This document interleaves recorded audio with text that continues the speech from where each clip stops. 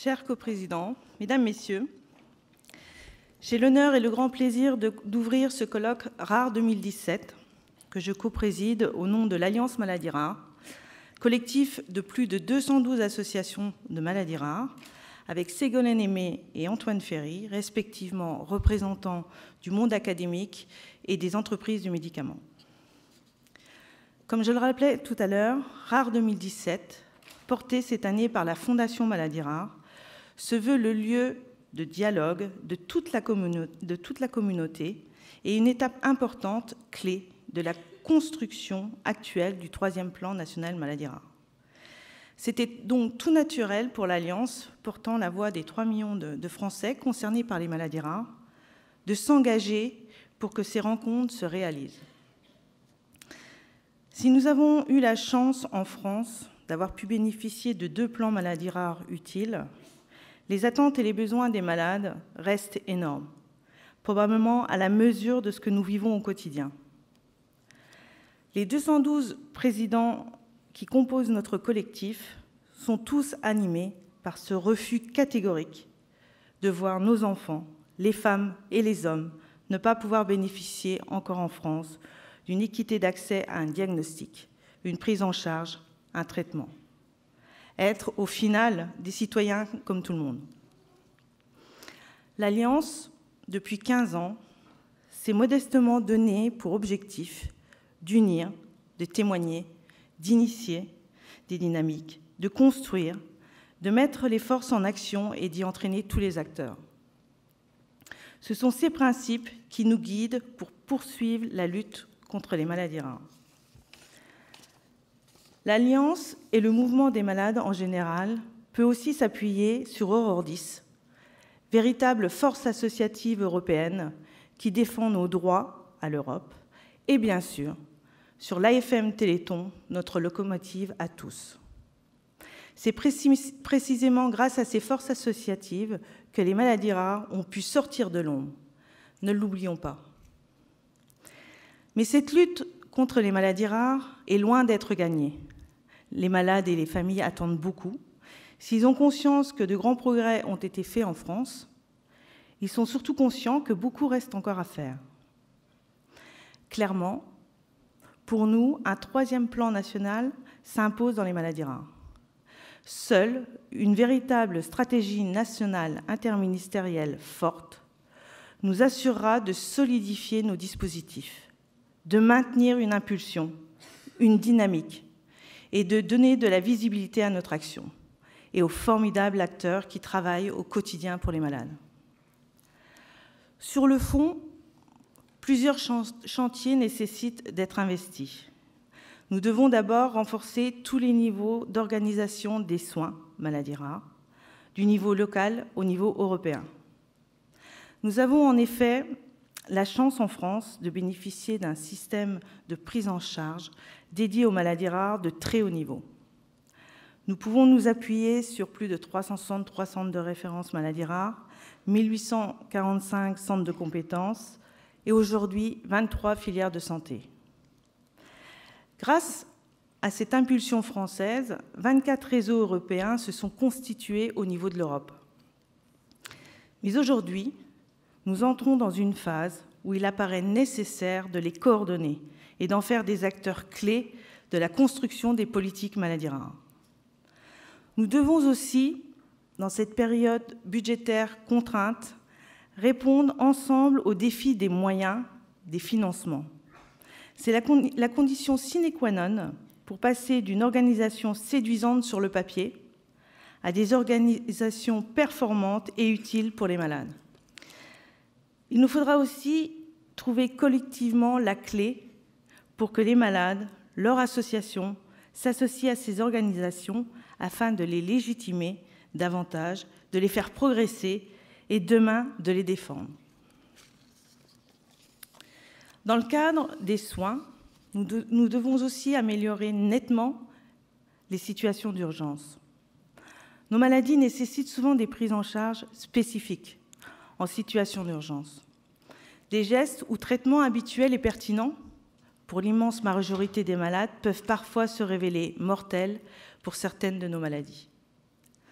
Au final, c'est ce que nous constatons au quotidien à l'Alliance. Il y a trop d'accidents évitables qui rendent impuissants les urgentistes comme les personnes malades.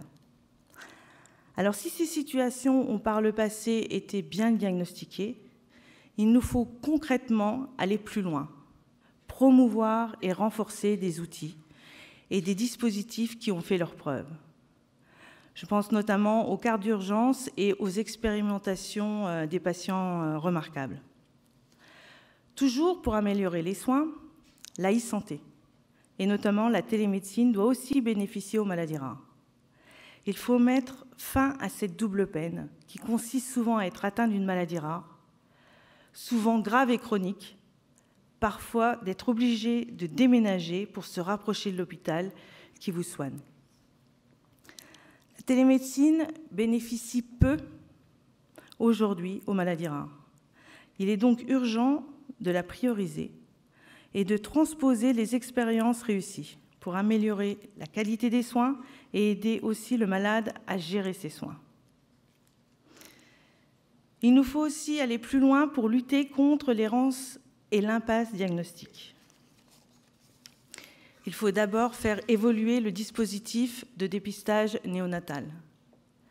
Toute maladie qui doit être traitée en urgence après la naissance pour éviter de graves évolutions doit pouvoir être dépistée. Or, là aussi, on ne peut que constater le retard pris par rapport à nos voisins européens, et c'est une sérieuse perte de chance pour les malades en France. Un comité national de pilotage, porté par le ministère de la Santé, est aujourd'hui l'instance de concertation nationale, chargée notamment de proposer les nouveaux dépistages à mettre en œuvre. Nous devons donc être attentifs à ce que cette organisation et les méthodologies mises en œuvre permettent, in fine, d'augmenter très concrètement le nombre de maladies dépistées. Il nous faut aussi faire profiter à tous les malades des avancées de la médecine génomique. Madame la ministre en a parlé tout de suite. Nous le savons, cette médecine a fait des progrès spectaculaires ces dernières années. Plus de 3200 gènes liés à des maladies rares sont maintenant identifiés. C'est une chance extraordinaire pour les malades et les familles. Pourtant, 50% des malades explorés avec les techniques de séquençage restent sans diagnostic précis, qui impose donc des efforts supplémentaires de la recherche. Il est donc essentiel de faire converger les efforts afin de faire profiter à tous les malades des avancées de la médecine génomique et d'organiser la recherche autour des malades sans diagnostic.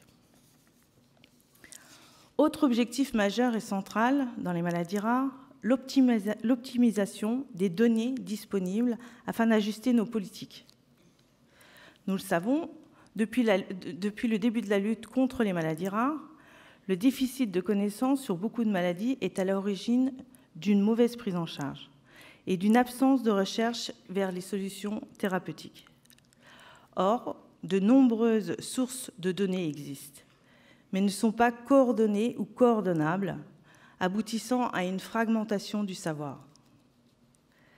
Si la France, et c'est une chance, bénéficie déjà d'une banque de données maladies rares, de cohortes nationales et d'une centaine de bases de données spécifiques maladies rares, avec souvent d'ailleurs le soutien des associations de malades, il nous semble majeur qu'un fonds de financement des registres, cohortes et observatoires maladies rares, publics-privés, puisse enfin émerger. Dernier grand objectif majeur pour les malades, l'accès à des traitements. Le constat est malheureusement simple. Seul 1% des maladies rares bénéficient aujourd'hui d'un traitement curatif. Et finalement, peu de mesures structurantes ont été posées dans les plans nationaux précédents sur ces questions. Il nous faut donc impérativement changer la donne.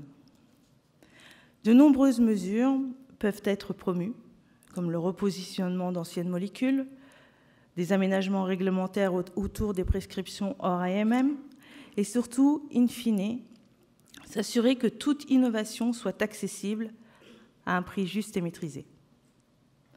De même, qu'il est nécessaire de toujours mieux impliquer le malade expert dans toutes les étapes du développement des thérapies, voire jusqu'à la négociation économique. Grâce aux associations de malades, ce rôle des patients experts est bien reconnu de tous et il convient aujourd'hui de le généraliser et de lui donner toute la pleine mesure. Si l'ensemble de ces problématiques ou avancées nécessaires font consensus aujourd'hui, elles doivent demain devenir réalité pour l'intérêt des malades. Il faudra pour cela être attentif à ne pas retomber dans les écueils du plan précédent. Ce n'est pas le manque de diagnostic de situation ou notre capacité à cibler les problèmes qui pose surtout question aujourd'hui, mais c'est le manque de méthode et le manque de moyens d'action pour y répondre. La question de la gouvernance s'impose donc. Qui mettra en œuvre demain l'ensemble de ces actions? Selon quelle méthode de travail? Avec quels moyens? Il nous faut donc une gouvernance capable de faire vivre l'interministérialité dont a absolument besoin la cause des maladies rares. De même qu'il faudra s'assurer de maintenir les conditions d'une bonne co-construction de nos politiques. Enfin, en voyant ce matin le nombre de personnes présentes, et je vous en remercie, je me dis qu'on a encore beaucoup de choses à faire ensemble pour les maladies rares. Et ce sera rappelé lors de ces 2 jours, la France peut se satisfaire d'avoir construit des dispositifs pertinents, d'être même considérée parfois comme un modèle. Il nous faut tout faire pour s'assurer que la dynamique maladie rare perdure pour les malades et les familles et que la France garde en la matière son leadership dans le monde. Je place donc ces rencontres de Rares 2017 sous le signe de la persévérance. Contrairement à ce que l'on pourrait penser ou dire, ce n'est pas la force, mais la persévérance qui fait souvent les grandes œuvres. Et puis rappelons-nous, le chemin du succès est toujours en construction. Voilà, je vous souhaite à toutes et à tous d'excellentes journées d'échange et de travail. Et j'ai maintenant l'immense plaisir de laisser la parole à une personne que je respecte profondément, Madame Ségolène Aimé.